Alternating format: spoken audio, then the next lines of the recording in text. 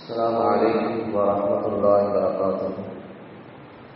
الحمد لله رب العالمين، والصلاة والسلام على رسوله خاتم النبيين وعلى آله الطيبين وأصحابه الطاهرين والمؤمنين المسلمين كلهم أجمعين.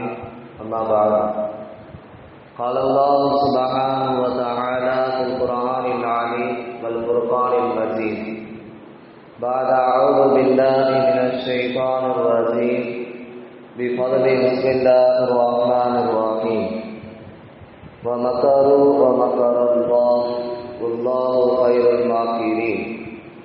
وقال تعالى وجعلني من لدنك سلطانا نصيرا. صدق الله العظيم. وقال نبينا محمد صلى الله عليه وسلم في حديثه الشريف إذا مات الإنسان ينقطع عمله إلا بثلاث: علم ينتفع به وصدقة جارية وولد صالح يدعو له، أو كما قال صدق رسول الله صلى الله عليه وسلم. புகழ் அனைத்தும் எல்லாம் வல்ல அல்லாஹ் ஜல்லஷானு வ தஆலா ஒருவருக்கே உரித்தாகும்.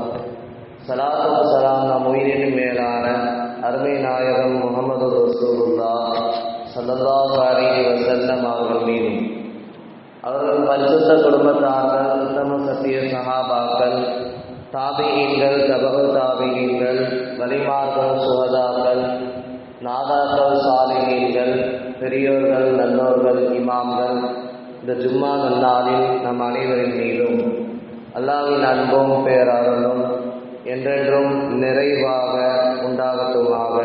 ஆமீன். கண்ணியமிக்க அல்லாஹ்வின் நல்லடியார்களே, பெரியோர்களே, அல்லாஹ்வுடைய மாபெரும் கிருபையால் இஸ்லாமிய மாதங்களின் 10வது மாதமான ஷவ்வால் முஹர்ரம் என்ற சிறப்பிற்குரிய மாதத்தின் 2வது ஜும்மாவிலே நாம் எல்லாம் இருக்கிறோம்.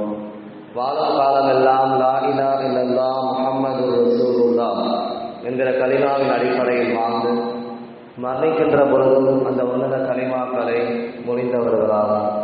வாழும் காலமெல்லாம் அல்லாஹ் ரசூலுக்கு கட்டுப்பட்டு கீழ்ப்படிந்து ஷரியத்தின் அடிப்படையில் வாழ்பவர்களாகும். இதையெல்லாம் விட்டு அல்லாஹ் ரசூல் தடுத்தார்களோ, தவிர்த்திருக்க சொன்னார்களோ, அது அத்துணையும் அறவே விட்டு விலகி இருக்கக்கூடியலாம். வாழும் காலமெல்லாம் மருத்துவமனை செலவுகள், சிரமங்கள் இல்லாத ஆரோக்கியமான, சரீர சுகமான, இன்பமான வாழ்வினை, வாழும் காலமெல்லாம் வானம் பூமியினுடைய ஆபத்துக்களை விட்டு பாதுகாக்கும். வாழும் காலமெல்லாம் ஹஜ், உம்ரா போன்ற சிறந்த கடமைகளை மீண்டும் மீண்டும் செய்யக்கூடிய நற்பேற்றினையும் அனலம் பெருமானார் ஸல்லல்லாஹு அலைஹி வஸல்லம் அன்னவர்களை கனவிலும் நினைவிலும் கண்டுகளிக்கக்கூடிய பாக்கியத்தினையும், பெருமான் ஸல்லல்லாஹு அலைஹி வஸல்லம் ரவுலா ஷரீஃபை ஜியாரத் செய்யக்கூடிய மாபெரும் பாக்கியத்தினையும், மேலும் முத்து முஹம்மது ரசூலுல்லாஹி ஸல்லல்லாஹு அலைஹி வஸல்லம் அவருடைய என்னென்ன துவாக்கள், நலவுகள், கயிறு பரக்காத்துக்களை எல்லாம் கேட்டார்களோ, துவா செய்தார்களோ, அது அத்துணையும் நமக்கும், நம்முடைய குடும்பத்தார்களுக்கும், ஒட்டுமொத்த முஸ்லிம்களுக்கும், உலக மக்களுக்கும் அல்லாஹ் அருள் பாலிப்பானாக. ஆமீன். கண்ணியமிக்க அல்லாஹ்வின் நல்லடியார்களே, பெரியோர்களே, அல்லாஹ்வுடைய மாபெரும் கிருபையால் ஷவ்வாலுடைய மாதத்திலே இருக்கிறோம். எப்படி ரமலானுடைய நோன்புகள், அமல்கள், இபாதாத்துகள் எல்லாம் நமக்கு கடமையோ சிறப்போ, ஷவ்வாலிலே 6 நோன்பு வைப்பதும் சுன்னத்தாக இருக்கிறது. பெரியோர்கள், நல்லோர்கள் எல்லாம் வைத்துக் கொண்டிருக்கிறார்கள். அல்லாஹ் கபூல் செய்வானாக. இப்பொழுது சமூகத்திலே, ஊடகத்திலே, நாட்டு நடப்பிலே மிக சிறந்த ஒரு சூடான டாபிக் என்னன்னா, வக்ஃப் வாரியம், வக்ஃப் போர்டு குறித்து இஸ்லாமிய சொத்துக்களை, நிலங்களை, அவர்கள் செய்த வக்ஃபுகளை இன்று மத்திய அரசு அவர்கள் கொண்டு வந்த அந்த சட்டம் நமக்கு திருத்த சட்டம் அல்ல, அது திருட்டு சட்டம் போட்டு தெரிகிறது. அல்லது நமக்கு மிகப்பெரிய ஒரு ஆபத்தை கொண்டு வரக்கூடிய, முஸ்லிம்களை அச்சத்தில் ஆழ்த்தக்கூடிய திரும்ப திரும்ப அவர்கள் மீண்டும் சிறுபான்மையினர்களாக இருக்கிறார்கள் என்கிற ஒரே காரணத்தினால் அச்சுறுத்தப்பட்டு கொண்டிருக்கிறார்கள். எதையெல்லாம் அவர்கள் படவிடமோ தொட்டுவிட்டு இது அல்லாஹ்வின் சொத்தான வக்ஃப் நிலங்களிலேயே அவர்கள் கை வைக்கக்கூடிய சூழ்நிலையில் சட்டத்தை அமல்படுத்தி 300 ஏக்கர் பீகாரிலே இன்றைக்கு பறிபோகி இருக்கிறது என்று சொன்னால் மிகப்பெரிய ஒரு ஈமானிய உணர்வோடு மக்கள் எல்லாம் ஒன்று சேர்ந்து ஒரு அணியில் நின்று நம்முடைய எதிர்ப்புகளை தெரிவிக்காவிடில் கண்டிப்பாக நாம் பதிவு செய்யாமல் வைத்திருக்கிற சொத்துக்கள் கூட பறிபோவதற்கு வாய்ப்பு இருக்கிறது என்று சொன்னால் அது மிக இல்லை. ஏனென்று சொன்னால் இன்னைக்கு ஒவ்வொரு விஷயமாக பார்த்து பார்த்து அவர்கள் காயை நகர்த்தி கொண்டிருக்கிறார்கள். கடைசியாக அந்த வக்ஃப் என்கிற அல்லாஹ்வுடைய சொத்தான இதற்கு முன்னால் வாழ்ந்த அரசர்கள், செல்வந்தர்கள், முகலாயர்கள், முஸ்லிம் மன்னர்கள் எத்தனையோ லட்சக்கணக்கான கோடிக்கணக்கான சொத்துக்களை, இடங்களை, நிலப்பரப்புகளை நான் வஃபாத்தான பின்னாடி என் கபருக்கு நன்மை கொண்டு சேர்க்க வேண்டும், நான் சிறப்பாக மறுமை வாழ்வை வாழ வேண்டும் என்கிற ஒரே நோக்கத்தோடு சதக்கத்துல் ஜாரியா என்று சொல்லப்படக்கூடிய வஃபாத்தான பின்னாடி என் கபருக்கு நன்மை வர வேண்டும் என்கிற உயர்ந்த கோட்பாடினை அதெல்லாம் பெருமானார் ஸல்லல்லாஹு அலைஹி வஸல்லம் சொல்லி தந்தார்கள். அந்த விதத்தில் தான் முன்னோர்கள், பெரியோர்கள், முகலாயர்கள், மன்னர்கள் அத்துணை சொத்துக்களை 1 ஏக்கர் 2 ஏக்கர்ல ஆயிரக்கணக்கான பரப்பளவு ஏக்கர்களை, நிலங்களை இன்று பள்ளிவாசலுக்காக, மதரசாக்களுக்காக, கல்வி கூடங்களுக்காக, மருத்துவத்திற்காக, ஏழை குமர் காரியங்களுக்காக என்னென்ன தேவையெல்லாம் இருக்கிறதோ என் சொத்தில் ஒரு பங்கை அல்லாஹ்வுக்காக நான் வக்ஃப் செய்கிறேன் என்று செய்துவிட்டு போனதை இன்று கண்கூடாக நாம் பார்த்து கொண்டிருக்கிறோம். இதை கபலீகரம் செய்து கொண்டிருக்கிறது இன்றைக்கு இருக்கிற நடுவண் அரசு. சட்டம் அமலாகிவிட்டது.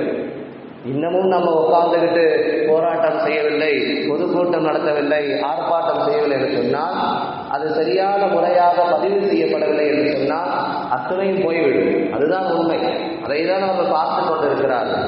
பள்ளிவாசல்கள், மதரசாக்கள் சட்டம் அமலுக்கு வந்தோடனே ஒரு மதரசா கைப்பற்றப்பட்டுச்சு. 300 ஏக்கர் நிலத்தை கைப்பற்றினார்கள். அல்லாஹ் அக்பர். நாடு எங்கு போய் கொண்டிருக்கிறதே தெரியவில்லை. ஒரு நாடாளுமன்றத்தில், ஒரு பாராளுமன்றத்தில், ஒரு முஸ்லிம், ஒரு சட்டசபையில் நமக்கு பவரா இன்னைக்கு யாருமே இல்லை. அதிகாரத்தில் அல்லாஹ் மதீனாவுக்கு போனோடனே யாரெல்லாம் எனக்கு ஆட்சி அதிகாரத்தை கொடுன்னு கேட்டாங்க. ஜஅல்னி மின் லதுன்க சுல்தானன் நசீரா, எனக்கு ஆட்சி பவர் வேண்டும் என்று, அதிகார பவர் வேண்டும் என்று கேட்டார்கள். இன்னைக்கு நிறைய படிப்புகள் நம்ம படிக்கிறோம். ஒரு போலீஸோ, ஒரு கலெக்டரோ, மிக சிறந்த அரசியல் பொறுப்புகளை நாம் வர வேண்டும். இல்லை என்று சொன்னால் அவர்கள் அசால்ட்டாக நம்மை இழுத்து விடுவார்கள். அதுதான் நடந்து கொண்டிருக்கிறது. அதனால பெருமானார் ஸல்லல்லாஹு அலைஹி வஸல்லம் காலத்தில் இந்த வக்ஃப் நிலங்கள் எல்லாம் செய்யப்பட்டுச்சு. நிறைய வக்ஃப் செஞ்சாங்க முன்னோர்கள் எல்லாம். சஅத் இப்னு அபீ வக்காஸ் ரலியல்லாஹு அன்ஹு, எனக்கு ஒரே ஒரு மகன் தான் இருக்காங்க, எனவே எனக்கு சொத்து பலங்கள்லாம் நிறைய இருக்கு. எல்லாம் அவங்க உடம்பெல்லாம் பார்க்க போனாங்க. ரஷ்மியா சஅத் நெஞ்சில கை வச்சு துவா செஞ்சாங்க. அப்போ அவர் இந்த விஷயத்தை சொல்றார். சஅத் இப்னு அபீ வக்காஸ், நிறைய சொத்து பலங்கள், நிலப்பரப்புகள்லாம் இருக்கு, ஒரு மகன் தான் இருக்கு, வேற யாரும் இல்லை, எனவே நான் தீனுக்காக எல்லாத்தையும் கொடுக்குறேன்ட்டார். அல்லாஹ் அக்பர். மகள் இல்லை, மகளுக்கு தேவையான அந்த வாரிசு சொத்து நம்ம கொடுக்கணும். ஆனால் அவர் சொல்ற எல்லாத்தையும் நான் தீனுக்காக கொடுக்குறேன்னாரு. அதனால பெருமானார் ஸல்லல்லாஹு அலைஹி வஸல்லம், ஒரு மகள் இருக்கு, அதுக்கு தேவையான நீ வச்சுக்கோப்பா அப்படின்னா. இல்லை, சரி நான் ஒரு பங்கை நான் வச்சுக்கிறேன், 3 பங்கை கொடுத்துட்றேன். நான் இல்லை, இவ்வளோ தேவைப்படாது, முதல்ல உன்னுடைய மகனை நீ பாரு அப்படின்னு சொன்னாங்க. அப்புறம் பாதி, முக்கா, இப்படி எல்லாம் வந்த பின்னாடி 1/3, 3ல் 1 பங்கை நீ கொடு அப்படின்னா அதுக்கு மேலேயும் சஅத் இப்னு அபீ வக்காஸ் கொடுத்தாங்க. அதனால பெருமானார் ஸல்லல்லாஹு வாங்கி வச்சுக்கிட்டாங்க. வக்ஃப் அல்லாஹ்வுக்காக அது செய்யப்படுது. தனி நபரிடம் இருந்து அது போய் அல்லாஹ்வுக்கு ஓனர்ஷிப் அல்லாஹ்வாக மாறி விடுவாங்க. ஒருவருடைய பாக்கெட்டில் இருந்து பணம் எடுக்கிறோம்னு சொன்னால் அவர் முன்னாடி, அல்லது அவர் தெரியாமல் திருட்டு, இது அல்லாஹ்வுடைய சொத்து. முன்னால் வாழ்ந்த முன்னோர்கள் எல்லாம் அல்லாஹ்வுக்காக நான் இந்த சொத்தை வக்ஃப் செய்து விட்டேன் என்று சொன்னால் இது அல்லாஹ்வுக்கு இப்போ போய்விட்டது. ஸ்டாப். வக்ஃப் என்று சொன்னால் ஸ்டாப், நிறுத்தப்பட்டு, தனிநபரிடம் நிறுத்தப்பட்டு அல்லாஹ்விடம் சேர்க்கப்பட்டு விட்டது. இந்த ஓனர்ஷிப் ஆஃப் அல்லாஹ். எனவே அவன் தான் அதை நிர்வகிப்பான். அவனிடமிருந்து இன்னைக்கு திருடி இருக்கிறார். அல்லாஹ் அக்பர்.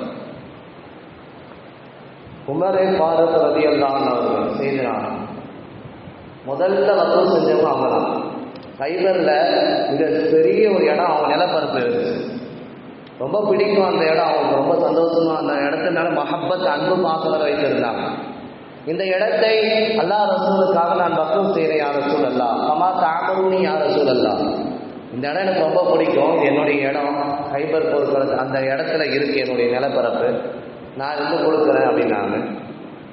அவர் விரும்புகிறேன்னு சொல்றாரு, என் இடம்னு சொல்றாரு. அப்புறம் அல்லாவுக்காக கொடுக்குறேன்றாரு. சரி கொடுப்பா என்பதாக அண்ணன் பெருமானா ஸல்லல்லாஹு சொன்னாங்க. இதை யாருக்கும் நீங்க அன்பளிப்பாக கொடுக்கக்கூடாது, இதுக்கு யாரும் வாரிசு ஆகக்கூடாது, சில நிபந்தனைகள் எல்லாம் சொல்லுகிறார்கள். இதை விற்கப்படக்கூடாது, இதை யாருக்கும் வாரிசு ஆகக்கூடாது, இதை அன்பளிப்பு செய்யக்கூடாது.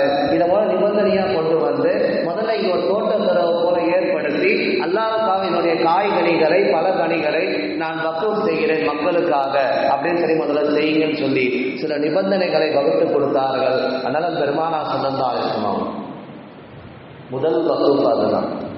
ரெண்டாவது உஸ்மானே கனி ரலியல்லாஹு அன்ஹு தீனுக்காக மார்க்கத்திற்காக தன்னுடைய சொத்து சுகம் உணர்வு உயிர் ஈமான் எல்லாத்தையும் கொடுத்தவர்.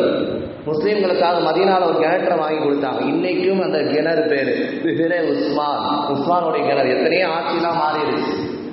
எனவே வக்ஃப் என்பது அல்லாஹ்வுக்காக செய்யப்பட்ட சில நிலப்பரப்புகள் சொத்துக்கள்.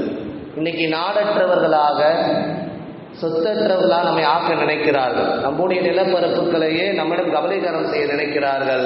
அல்லாஹ் காப்பாற்ற வேண்டும், நமக்கு பேர் உதவி செய்வானாம். இதையெல்லாம் நாம் நம்முடைய போராட்டங்கள் மூலயமாக ஆர்ப்பாட்டங்கள் மூலயமாக உணர்வுகளை வெளிப்படுத்தி ஆக வேண்டும். இது என்னமோ இரண்டாம் உலகப் போர் போன்று தெரிகிறது. எதையெல்லாம் நம்ம அபகரிக்க பார்க்கிறார்கள், நாடை விட்டு துரட்ட பார்க்கிறார்கள், நம்முடைய சொத்துக்களை பிடுங்க பார்க்கிறார்கள், பள்ளிவாசல்களை இடிக்கிறார்கள், மதரசாக்களை மூடுகிறார்கள். அல்லாஹ் அக்பர், என்னென்ன அழிச்சாட்டியம் எல்லாம் செய்ய முடியுமோ செய்து கொண்டிருக்கிறார்கள்.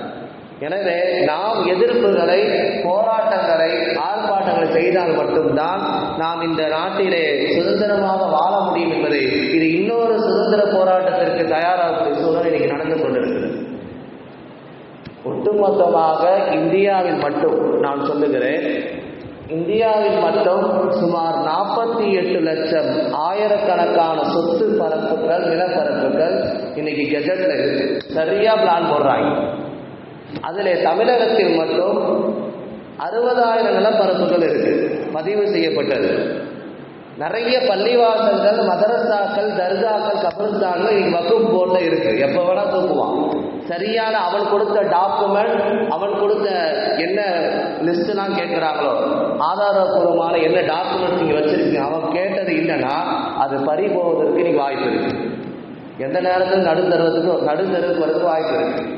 எனவே இதெல்லாம் எதற்கு சொல்றோம்னு சொன்னா விழிப்புணர்வு வேணும், தெரியணும், மார்க்க சட்டத்திட்டங்களே தெரியணும்.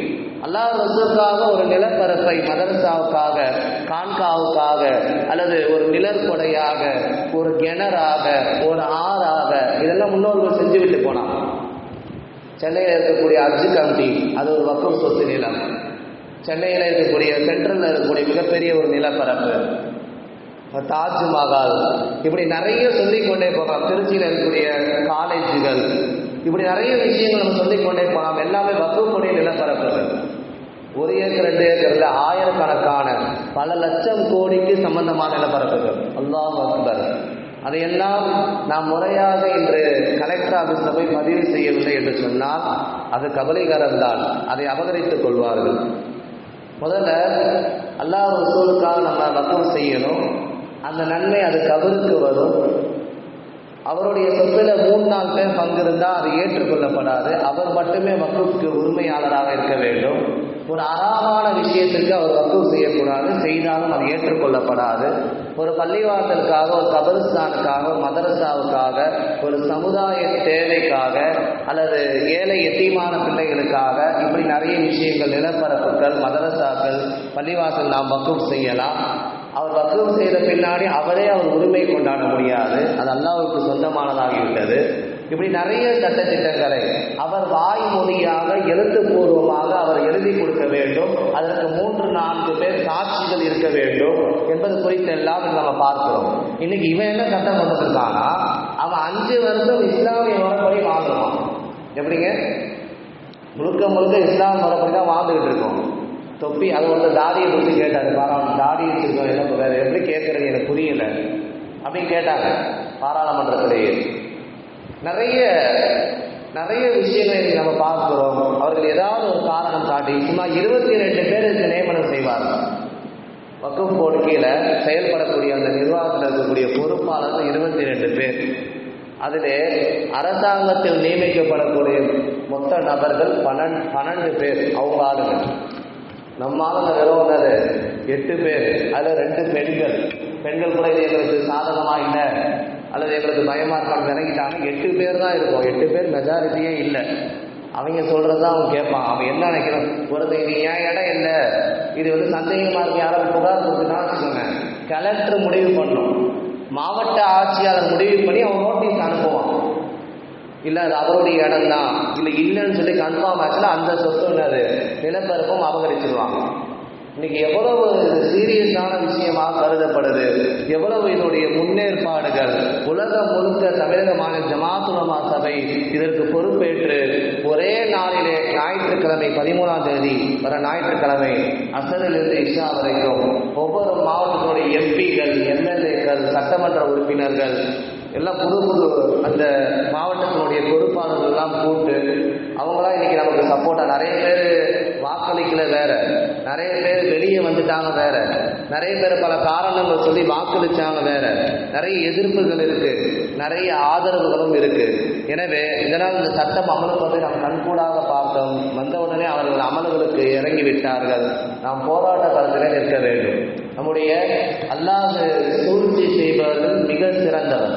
அவங்க சூழ்ச்சி செய்கிறாங்கன்னா அல்லாஹ் பயங்கரமாக சூழ்ச்சி செய்வான். குர்ஆன்ல சொல்றானா இல்லையா, அல்லாஹ் கைதுல் மாக்கிரீன், சூழ்ச்சி செய்வது நான் சிறந்தவனாக இருக்கிறேன் என்பதாக அல்லாஹ் சொல்லி காட்டுகிறான்.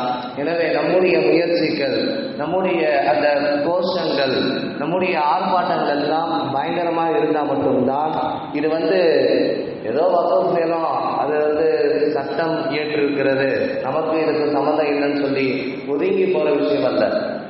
ஏன்னா இது வந்து ஒரு பொதுவான விஷயம். நாளைக்கு நமக்கும் இந்த ஆபத்துகள் வரலாம். முறையாக பதிவு செய்யப்படவில்லை என்று சொன்னால் நம்முடைய நிலப்பரப்புகள் கூட நம்மிடமிருந்து போவதற்கு வாய்ப்பு இருக்கு. உலகத்திலேயே மிக சிறந்த முதலிடம் வகிக்கக்கூடிய அஸ்ஹர் யூனிவர்சிட்டி, மிக சிறந்த யூனிவர்சிட்டி காலேஜ் எகிப்தில் இருக்கு. அவங்களுக்கு எத்தனையோ பல லட்சம் கோடிக்கணக்கான நிலப்பரப்பு இருக்கு. அங்கே எகிப்தில், கைரோல, இந்த பக்கம் தாய்லாந்தில் சுற்றி உலகம் முழுக்க அந்த காலேஜுக்கு, அந்த யூனிவர்சிட்டிக்கு நிலப்பரப்புகள், சொத்துக்கள் இருக்கு. அதில் வரக்கூடிய வருமானங்களை வைத்து தான் அந்த காலேஜே நடக்குது என்பதை நம்ம பார்க்கிறோம்.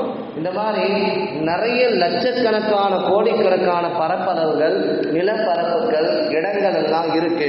இதை சும்மா அப்படியே வச்சிருக்கிறாங்க போல தெரியுதுன்னு சொல்லி இவன் கரெக்டாக ஒரு பிளானை பண்ணி சட்டத்தை கொண்டு வந்து இன்னைக்கு ஒன்றா பிடுங்கப்படுது. அங்கே பீகாரிலே, யூபியிலே கடுமையான போராட்டங்கள்லாம் நடத்தினாங்க. கடுமையான போராட்டங்கள், கண்டன ஆர்ப்பாட்டங்கள். இதற்கு தமிழகத்திலும் முழு மூச்சோடு இன்னைக்கு ஜமாத் உலமா சபை உலமாக்கள் மூலியமாக இதை செய்து கொண்டு வருகிறார்கள். நம்முடைய எதிர்ப்புகள், கோஷங்கள் நாம் எழுப்பி கண்டிப்பாக இதற்கு பின்னாலும் அந்த சட்டத்தை வாபஸ் பெறும் வரைக்கும் நாம் சொல்லிக்கொண்டே இருக்க வேண்டும். இல்லை என்று சொன்னால் அமல்கள் அது வீரியமாகி அது பல சொத்துக்களை, நிலப்பரப்புகளை அபகரிப்பதற்கு காரணமாகும். ஒரு மனிதன் மௌத்தாகிவிட்டால், அதனால பெருமானார் ஸல்லல்லாஹு அலைஹி வஸல்லம் சொல்றாங்க, ஒரு மனிதன் மௌத்தாகிவிட்டால் அவருடைய விஷயங்கள் எல்லாம் முடிவுக்கு வந்துவிடும். இன்கதா, முடிவுக்கு வந்துவிடும். இல்லா பி ஸலாஸ், 3 விஷயங்களை தவிர. அது கபருக்கும் வருன்றாங்க. அவர் மௌத்தா போன பின்னாடி 3 விஷயங்கள் அவரை பின்தொடரும். 10 விஷயங்கள்லாம் இருக்கு. 3 விஷயங்கள் என்னன்னா, ஒன்று அவர் செய்யக்கூடிய சாலிஹான நல்ல அமல், அதோடைய கபருக்கு நன்மையாக வரும், அமலும் சாலிஹ். அதற்கு பின்னால் சதக்கத்தும் ஜாரியா, அவர் செய்யக்கூடிய தான தர்மங்கள். அதற்கு 3வது விஷயம் எதுவும் வலதும் எதுவும் அவருடைய பிள்ளைகள் அவருக்காக செய்யக்கூடிய துவாக்கள். இது மூன்றுமே ஒரு மனிதன் மரணித்த பின்னால் அவருடைய கபருக்கு வந்து சேரும் என்பதாக அதனால பெருமானார் சல்லாசன் சொல்லி தருவான்னு சொன்னா அதிலிருந்து வந்ததுதான் சதக்கத்தும் ஜாரியாகவும் வந்ததுதான் இந்த வக்ஃப் என்பது அல்லாஹ்வுக்கு சொந்தமான சொத்துக்கள், நிலப்பரப்புகள். இன்று இது கபலீகரம் செய்யப்படுவது என்பதுதான் மிக மனவேதனையாக இருக்கிறது. எனவே மீண்டும் மீண்டும் நாம் சொல்கிறோம், சிறுபான்மையினர் மீண்டும் மீண்டும் தாக்கப்பட்டு கொண்டே இருக்கிறார்கள், சுத்தப்பட்டு கொண்டே இருக்கிறார்கள். விழிப்புணர்வு பெற வேண்டும், மார்க்க சட்டங்களை விளங்க வேண்டும், அந்த சொத்துக்களை, நிலப்பரப்புகளை நாம் பாதுகாக்க வேண்டும். அது நமக்கு மிகப்பெரிய ஒரு பாதுகாப்பு. ஏன்னா நீ உலகத்திலே நீங்கள் பார்த்தீங்கன்னா எதில் அதிக நிலப்பரப்புகள், சொத்துக்கள் பலமான நம்ம பார்த்தோம்னா, ஒன்று ரயில்வே துறை, இன்னொன்று மிலிட்ரி இராணுவத்துறை, மூணாவது வக்ஃப். கரெக்டாக படிச்சா பாருங்க, மூணாவது வக்ஃப் தான் என்னது, இது ரெண்டுக்கு அடுத்தாற் போல இதுதான் இருக்கு. இது முன்னாடி வாழ்ந்த நம்முடைய முகலாயர்கள் என்று சொல்லப்படக்கூடிய மூத்த மன்னர்கள், இஸ்லாமியர்கள், செல்வந்தர்கள் அத்தனை பேரும் வக்ஃப் செஞ்சாங்க. அதாவது என்ன நோக்கத்திற்காக வக்ஃப் செய்யப்படுதோ அது அதற்கு மட்டும்தான் செயல்பட வேண்டும். ஒரு தண்ணீர் கிணற்ற ரெடி பண்ணி இதற்கு பின்னாடி வரக்கூடிய மக்கள் எல்லாம் இதில் தண்ணீர் குடிக்கணும்னா அதை மட்டும்தான் செய்யணும்.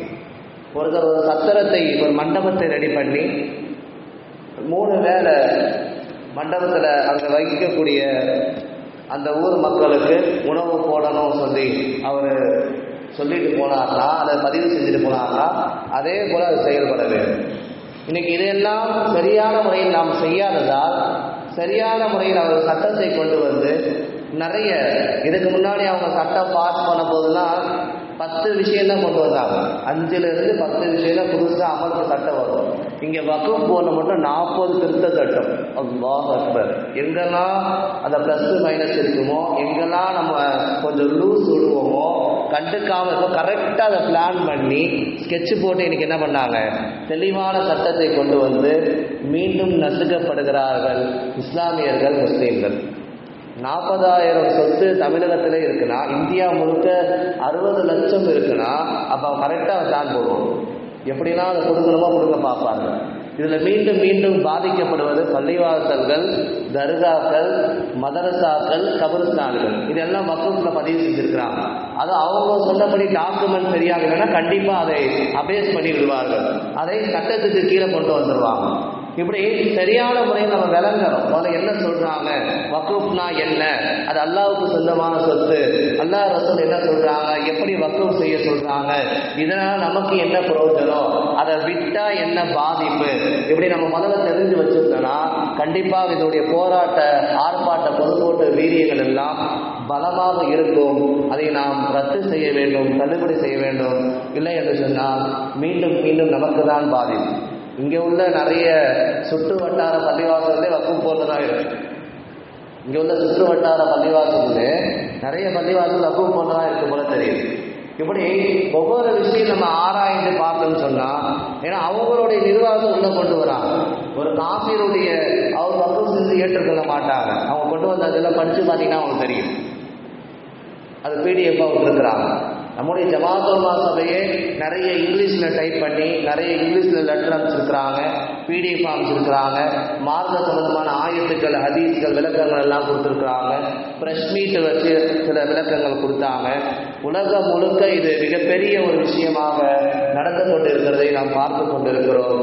எனவே நம்முடைய ஈமானிய கோஷங்கள், ஆர்ப்பாட்டங்கள், போராட்டங்கள், இதற்கு நாம் ஒன்று சேர்ந்து ஒரு அணியில் நின்று இதை நாம் கலந்து கொண்ட ஆண்கள், பெண்கள், சிறியவர்கள், பெரியவர்கள் கலந்து கொண்டு ஒரு எதிர்ப்பை தெரிவித்தால் மட்டும்தான் அந்த சட்டம் வாபஸ் ஆகும், அது தள்ளுபடியாகும். இல்லை என்று சொன்னால் அமலுக்கு வந்து அடுத்தடுத்து என்னென்ன நிலங்கள், பரப்புகள், நிலப்பரப்புகள் எல்லாம் இருக்கிறதோ கண்டிப்பாக அவர்கள் எடுத்துக்கொள்வார்கள் என்பதில் எந்தவித ஐயமும் இல்லை. அல்லாஹ் காப்பாற்றுவானாக, அரசியல் அதிகாரத்தை நமக்கு தருவானாக. நம்முடைய நிலப்பரப்புகளை அல்லது யார் யாரெல்லாம் இதற்கு முன்னால் வக்ஃப் செய்தார்களோ அந்த நிலப்பரப்புகளை நீயே பாதுகாப்பதற்கும் நம்மளும் அதை முயற்சி செஞ்சு இந்த சட்டத்தை வாபஸ் பெறுவதற்கு நாம் முயற்சி செய்வோமாக. இதற்காக அதிகம் துவா செய்வோமாக. நல்ல எதிரிகளுடைய அழிச்சாட்டியங்கள் சூழ்ச்சியங்களை விட்டு எங்களை பாதுகாப்பாயாக, நீயே எங்களுக்கு உதவி செய்வாயாக என்கிற நல்ல துவாவோடு நாம் முயற்சி செய்வோம். வரக்கூடிய ஞாயிற்றுக்கிழமை ஏப்ரல் 13 தமிழகம் முழுக்க ஒவ்வொரு மாவட்டத்திலும் ஜமாத்துலமா மாநில ஜமாத்துலமா சபை சார்பாக நடத்துகிறார்கள் பொதுக்கூட்டத்தை. மாபெரும் வக்குஃப், வி ஆர் ரிஜெக்ட் வக்குஃப் பில் என்பதாக நமது வகுப் நமது உரிமை போஸ்டர்லாம் பார்த்துருப்பீங்க, நோட்டீஸ்லாம் கொடுத்துருப்போம், ஒவ்வொரு ஏரியாவில் கொடுக்கப்பட்டிருக்கு. எனவே நீங்கள் மக்களை அணிதிரள கூட்டு வாங்க. ஒவ்வொரு மகளால் ஆண்கள் பெண்கள் சிறியவர் வண்டி வச்சு வேன் வச்சு கூட்டு வாங்க. அல்லது உங்கள் மகளால் காருகள் இருந்தால் தனவந்தர் கார் இருந்தால் காரில் வாங்க, பைக்கில் வாங்க, எப்படியாவது உங்களுடைய கூட்டத்தை காண்பீங்கள் என்பதாக கூறப்பட்டிருக்கிறது. மாநில ஜமாத்துலமா மாவட்ட ஜமாத்துலமா கோரிக்கை வைத்திருக்கிறார்கள். நம்முடைய எதிர்ப்புகளை காட்டுவதற்கு நாம் செல்ல வேண்டும் என்பதை தெரியப்படுத்திக் கொள்கிறோம். அல்லாஹ் கபூல் செய்வானாக. மிகப்பெரிய ஒரு மாற்றத்தை இதை தருவானாக. நமக்கு சாதகமாய் அமைதியாய் சகோதரத்துவத்தை சமூக நல்லிணக்கத்தை பேணி சந்தோஷமாக வாழக்கூடிய வாய்ப்பினை அல்லாஹ் ரப்பல் ஆலமீன் தந்தல்வானாக. எதிரிகளை அவர்கள் மீண்டும் மீண்டும் நம்மை துன்புறுத்துவதால் அவர்களுக்கு ஒரு இதாயத்தை தருவானாக, இல்லது அழித்தொழிப்பானாக. ஆமீன். வாஹிர் தஅவானா அல்ஹம்துலில்லாஹி ரப்பில் ஆலமீன்.